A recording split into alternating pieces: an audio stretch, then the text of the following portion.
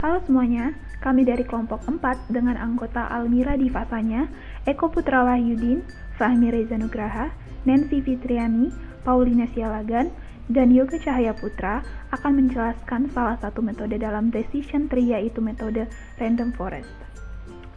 Dalam video ini ada beberapa pokok bahasan yang akan kita bahas, yaitu definisi random forest, apa itu random forest, kemudian bagaimana random forest bekerja, kemudian contoh soal secara manual, kemudian kelebihan dan kekurangan, dan yang terakhir, implementasi dengan R dan WK. Sebelum kita melihat definisi random forest, kita akan melihat sejarah dari random forest. Random forest atau juga disebut sebagai random decision forest pertama kali diusulkan oleh Tim Khan Hao dari Bell Labs pada tahun 1995. Nah, apa itu random forest? Random forest merupakan metode pohon gabungan yang berasal dari metode Classification and Regression Tree atau CART. Random forest memprediksi respons suatu amatan dengan cara menggabungkan hasil prediksi K pohon. Nah, hasil prediksi random forest akan dipilih berdasarkan suara terbanyak atau voting, yaitu kategori atau kelas yang paling sering muncul sebagai hasil prediksi dari K pohon klasifikasi. Pembuatan pohon atau tree pada random forest sampai dengan mencapai ukuran maksimum dari pohon data, atau dengan kata lain, pembuatan pohon random forest tidak melakukan pemangkasan atau pruning. Hal ini disebabkan karena pembangunan dilakukan dengan penerapan metode random feature selection untuk meminimalisir kesalahan. Bagaimana random forest bekerja? Berikut adalah ilustrasinya.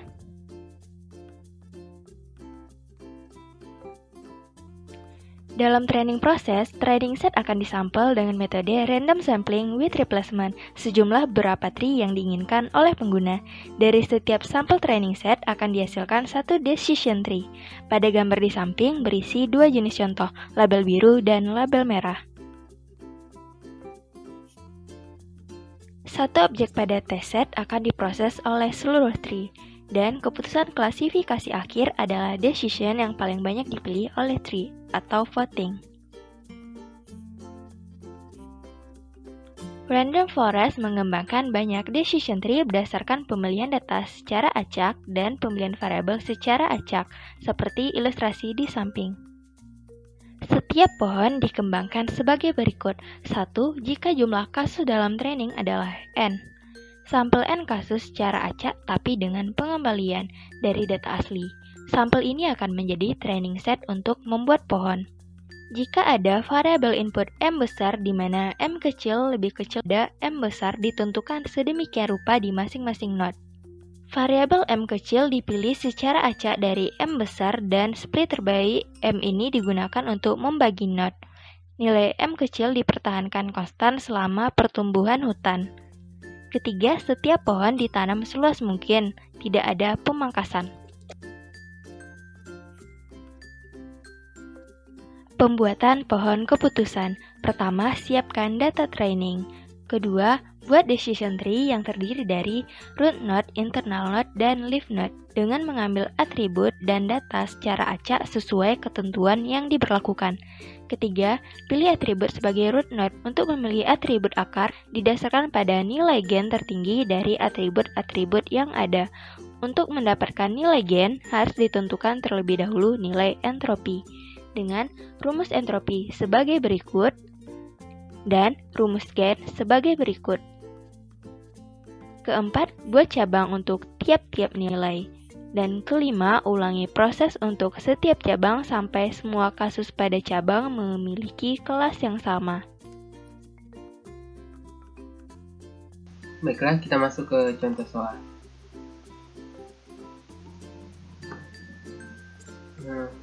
Buatlah random forest dengan 3 pohon keputusan yang bisa menjawab apakah seseorang akan membeli komputer dengan nilai atribut X-nya yacht, kemudian income-nya medium, student-nya yes, dan credit rating-nya non-fair. Nah, di sini kita disediakan juga training datanya. Sini ada 14 baris training datanya yang terdiri dari 5 kolom, yaitu umur, income, student, credit rating, dan by komputer. Dan target kelasnya itu by komputer, mempunyai dua nilai yaitu no dan yes. Ketika no maka seseorang tersebut tidak membeli komputer, dan yes dia berarti membeli komputer. Dan 4 variabel sisanya itu merupakan variabel yang digunakan untuk memprediksi by komputer ini. Nah, di sini ada 4 langkah pengerjaan yang penting. Yang pertama yaitu lakukan bootstrap sampling dari training data sebanyak n, yaitu pada kasus kita itu 14 karena data training kita ada 14 baris. Kemudian data hasil sampling itu akan kita gunakan untuk membuat pohon keputusan. Langkah kedua, untuk setiap note yang kita buat, kita akan memilih M kolom secara random yang kemudian akan dihitung informasi gainnya untuk membagi data menjadi beberapa kelas. Dalam soal tadi tidak disebutkan secara spesifik berapa M-nya. Nah, kita sepakati untuk soal ini kita memakai M sama dengan 2. Untuk data yang sangat besar yang memiliki kolom ratusan bahkan ribuan, maka jumlah M-nya juga akan semakin besar. Misalnya untuk data dengan 1000 variabel, maka M-nya mungkin bisa 200 atau 500. Yang pada intinya, M itu harus lebih kecil daripada jumlah variabel. Dan langkah ketiga yaitu ulangi proses perhitungan informasi gain sampai semua data telah termasuk dalam kelas yang sama. Nah, langkah terakhir yaitu ulangi langkah 1 sampai 3 sebanyak 3 kali untuk membuat 3 pohon keputusan. Jika kita ingin membuat 10 pohon keputusan, maka kita ulangi langkah ke-1 sampai ke-3 ini sebanyak 10 kali. Baik, langsung saja kita akan membuat pohon keputusan yang pertama. Nah, langkah pertama tadi kita harus melakukan bootstrap sampling. Bootstrap sampling itu sampling with replacement atau dengan pengembalian. Artinya kita mengambil sampel dari 4 baris ini dan hasilnya itu dan satu baris itu bisa terpilih lebih dari 1 kali. Contohnya di sini. Di sini 12 terpilih 2 kali. Kemudian di sini ada 3 terpilih 2 kali juga. Dan konsekuensinya ini berarti ada baris yang tidak akan terpilih dan itu tidak masalah. Nah, kemudian banyaknya sampel yang kita ambil itu ada 14. Kenapa? Karena training data kita ini ada sebanyak 14 baris. Jadi di sini juga kita mengambil 14 baris. Nah, setelah kita melakukan sampling data tadi, maka data yang kita pilih itu akan kita gunakan untuk membuat pohon keputusan. Baiklah, kita masuk untuk membuat node pertamanya itu rootnya.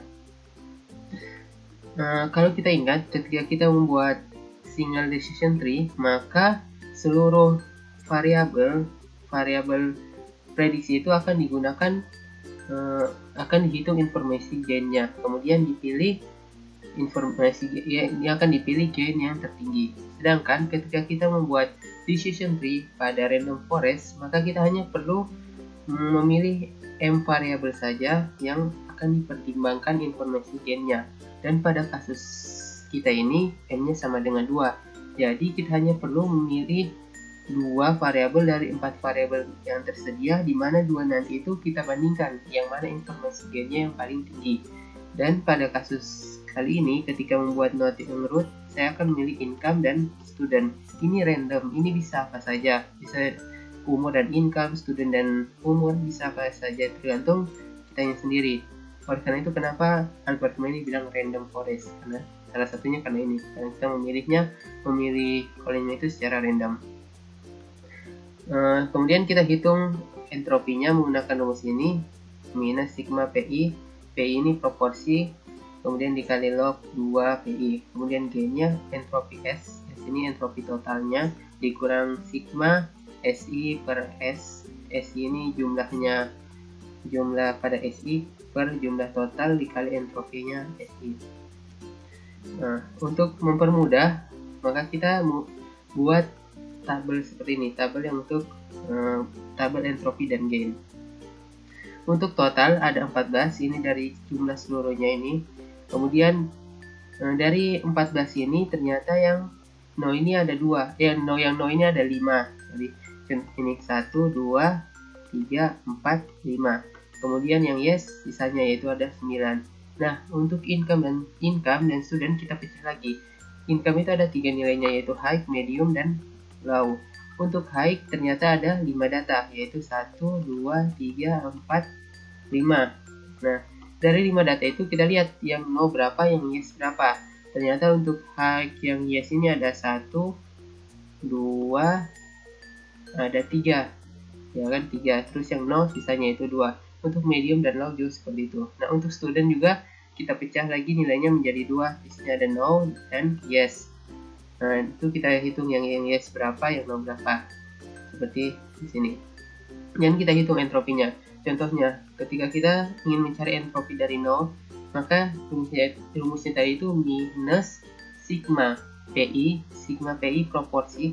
Di sini yang ternyata tidak membeli komputer ini ada 4/8. Ini 4/8 dikali log 2, 4/8 ditambah proporsi yang membeli komputer itu ada 4 juga, yaitu 4/8 dikali log 2, 4/8. Jika dihitung maka hasilnya 1.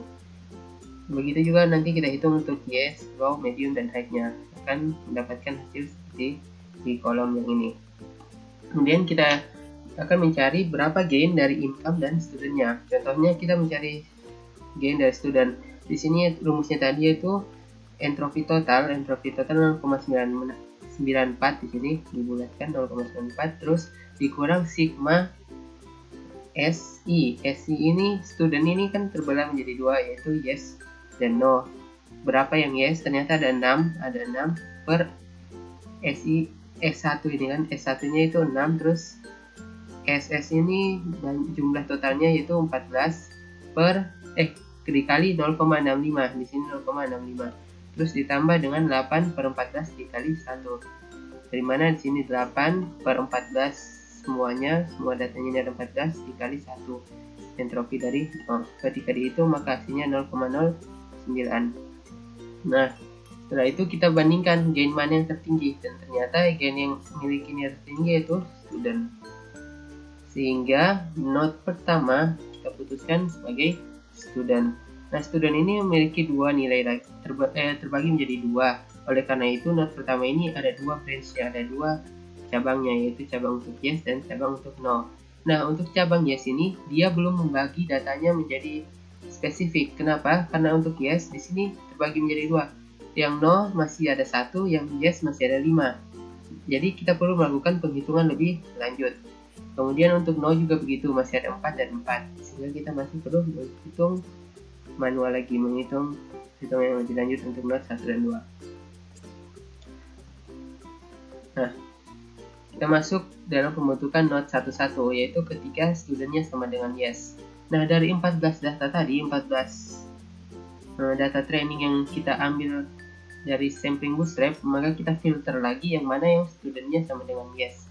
Dan ternyata di sini ada 6 data.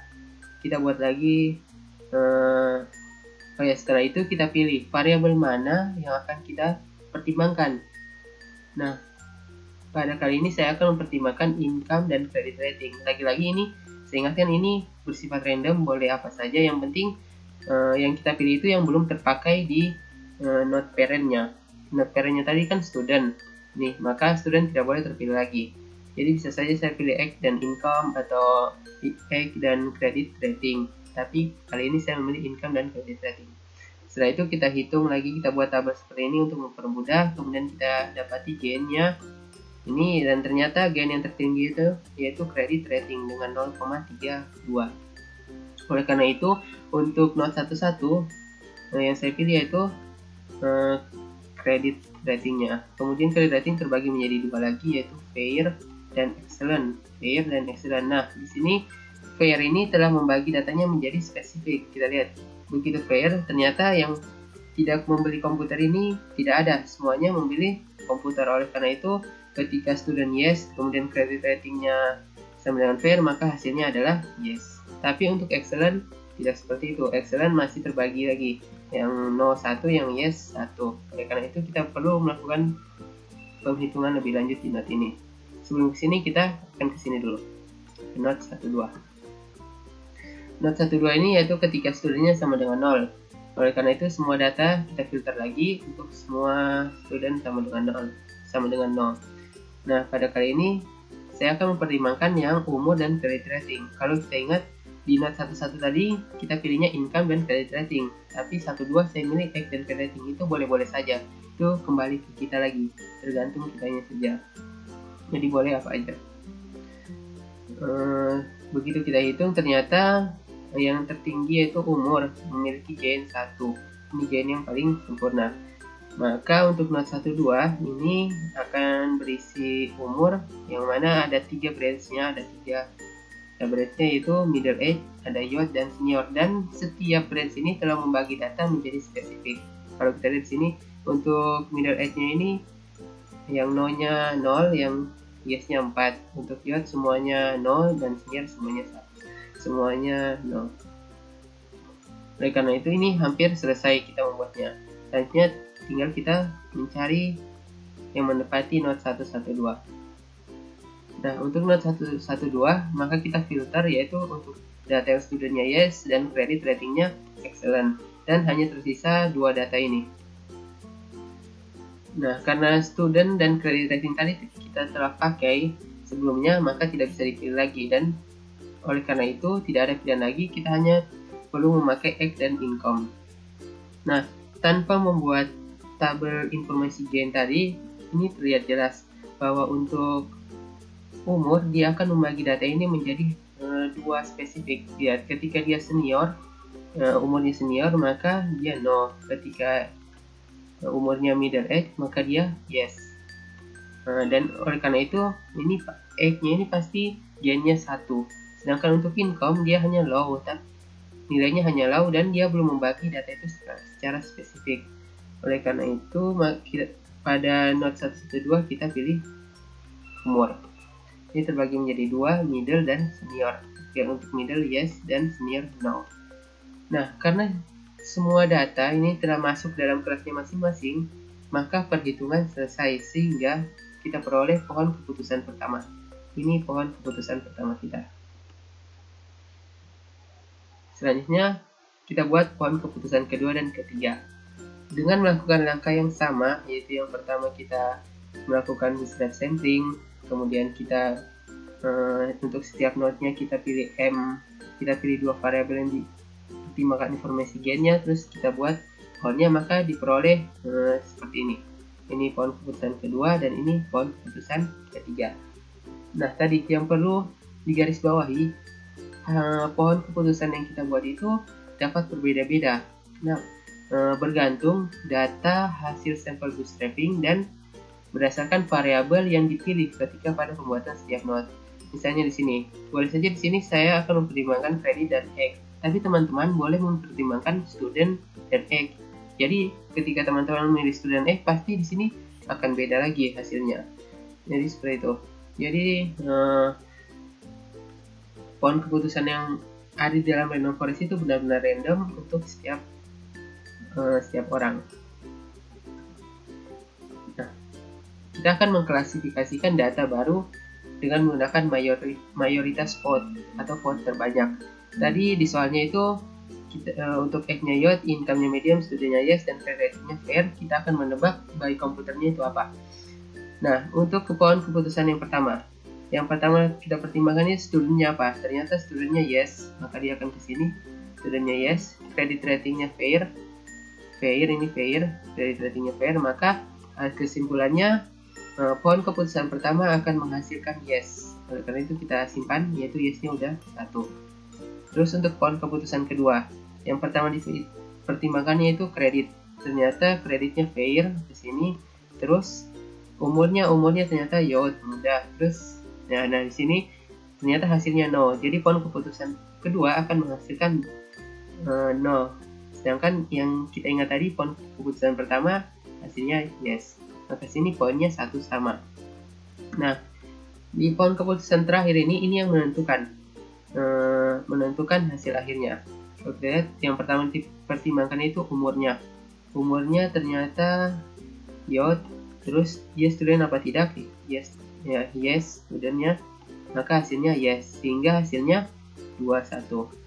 Sehingga diperoleh hasil akhir 2 pohon keputusan menghasilkan yes dan 1 pohon keputusan menghasilkan no. Oleh karena itu, seseorang dengan atribut age-nya youth, income-nya medium, student-nya yes, dan credit rating akan diprediksi oleh algoritma random forest kita bahwa seseorang tersebut akan membeli komputer. Selanjutnya akan saya jelaskan mengenai kelebihan dan kekurangan dari metode random forest. Kelebihan metode ini meliputi yang pertama, cocok untuk training set data yang berukuran besar. Yang kedua, metode ini tetap dapat digunakan bila terdapat missing data. Yang ketiga, secara umum, metode random forest memiliki tingkat akurasi yang lebih tinggi jika dibandingkan dengan metode lainnya. Kemudian, kekurangan ini hanya terdapat pada sisi komputasi, tepatnya pada waktu pembuatan model, di mana semakin banyak decision tree yang dihasilkan, maka akan semakin lama proses yang akan dijalankan. Selanjutnya, kita akan mencoba mengimplementasikan metode random forest pada RStudio.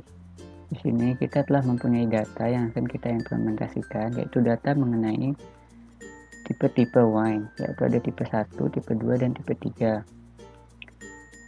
Nah, nantinya kita akan dapat mengklasifikasikan atau memprediksi suatu wine itu termasuk ke jenis yang 1, atau jenis 2, atau jenis 3, dengan melihat pengaruh dari variabel yang mempengaruhinya, yaitu dari variabel alkohol sampai dengan variabel proline.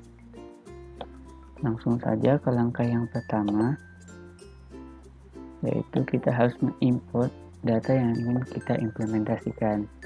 Mungkin teman-teman semua sudah pada tahu mengenai bagaimana mengimport atau meload data, sehingga kita akan langsung ke cara yang kedua, yaitu kita akan memanggil package random forest dan package caret. Nah, package random forest sendiri itu akan kita gunakan untuk membuat modelnya, sedangkan package caret akan kita gunakan untuk melihat akurasi ataupun sensitivity ataupun specificity dari model yang sudah kita buat. Nah, selanjutnya langkah yang ketiga, yaitu kita akan mengubah tipe data variabel target menjadi faktor. Nah, mungkin teman-teman bertanya mengapa harus kita ubah menjadi faktor.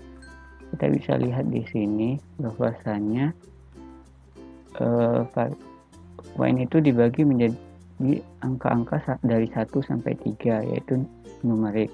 Sehingga nantinya package random forest akan mendeteksi bahwasanya tipe data wine itu, karena dari 1 sampai 3 itu adalah tipe data kontinu, sehingga nantinya secara otomatis package random forest akan mengira bahwa kita akan melakukan regresi, sedangkan kita akan melakukan klasifikasi, sehingga kita harus mengubah terlebih dahulu tipe data variable target tersebut menjadi faktor, sehingga nantinya kita akan bisa melakukan klasifikasi. Langkah yang keempat, yaitu kita harus membagi data menjadi 2 bagian, yaitu data training dan data test. Di sini kita mengambil atau membagi datanya dengan mengambil sampel, yaitu kita mengambil sampel sebanyak 75% dari total sampel dan tanpa pengembalian. Nah, sampel ini sebesar 75% ini akan kita jadikan sebagai data training. Sedangkan sisa 25% atau minus sampel akan kita jadikan data testing. Nah, setelah kita membagi data menjadi data training dan data testing, langkah selanjutnya kita akan membuat modelnya menggunakan data training yang sudah kita dapatkan. Kita misalkan dengan RF, lalu kita menggunakan metode random forest dengan variabel target wine dengan variabel lain yang mengaruhi yang dituliskan dengan titik. Lalu kita menggunakan data training dengan M-try-nya 4 dan total pohon yaitu 501. Nah, setelah kita membuat model random forest-nya menggunakan data training, langkah terakhir yaitu kita akan melakukan prediksi menggunakan data testing yang sudah kita dapatkan. Pertama kita akan memprediksinya dulu, yaitu kita akan memprediksi data-data testing tersebut menggunakan model yang telah kita buat, yaitu model RF. Kemudian hasil prediksi itu akan kita masukkan ke dalam confusion matrix dan juga dalam table, dan memperhatikan target variabelnya yaitu wine. Nah, hasilnya ada di bawah sini. Nah, kita bisa lihat bahwasanya akurasi dari model yang kita buat, yang kita uji pada data testing, itu sebesar 95%. Artinya kemampuan dari model yang kita buat untuk memprediksi keseluruhan jenis wine itu sebesar 95,56%. Lalu di bagian bawah juga ada sensitivitas. Nah, misalnya sensitivitas kelas 1 itu sebesar 94,74%. Itu artinya kemampuan model untuk menebak wine jenis 1 dengan benar yaitu sebesar 94,74%. Selain itu ada juga spesifisitas. Nah, misalnya di sini kita mempunyai spesifisitas kelas 1 yaitu sebesar 96,15%. Artinya kemampuan model untuk menebak wine selain dari jenis yang pertama dengan benar yaitu sebesar 96,15%. Nah, mungkin segitu saja penjelasan mengenai implementasi metode Random Forest pada RStudio. Selanjutnya saya akan masuk pada implementasi WK. Di sini saya memiliki data set wine, yaitu terdapat 3 kelas 1, kelas 2, kelas 3. Pada aplikasi WK saya telah memasukkan dataset tersebut. Kita langsung saja ke classify. Kemudian kita ubah classifiernya menjadi random forest. Di sini numeratornya kita masukkan 8 dan iterationnya kita masukkan 15. Kemudian kita menggunakan percentage split. Lalu di start. Di sini dapat dilihat correctly classification instance-nya adalah 53 dengan total number of instance ada 61. Kemudian dari matriks dapat kita lihat pada baris pertama 17, 2, dan 0 di sini menunjukkan bahwa 17 instance kelas 1 di dalam file dan terdapat 2 kelas yang salah diklasifikasikan sebagai kelas 1. Kemudian pada baris kedua kita dapat lihat 0,19,1. Di sini terdapat 19 kelas 2 yang tepat diklasifikasikan sebagai kelas 2 dan satu kelas yang salah diklasifikasikan sebagai kelas 2. Kemudian pada baris ketiga dapat dilihat 0,517. Di sini terdapat 17 kelas 3 yang tepat diklasifikasikan sebagai kelas 3 dan 5 yang salah diklasifikasikan sebagai kelas 3 tetapi diklasifikasikan sebagai kelas 2. Kemudian dapat dilihat di sini akurasi correctly classified instance-nya terdapat 86,8852%. Terima kasih telah menonton video mengenai Random Forest ini. Terlebih terkurang kami mohon maaf. Wassalamualaikum warahmatullahi wabarakatuh.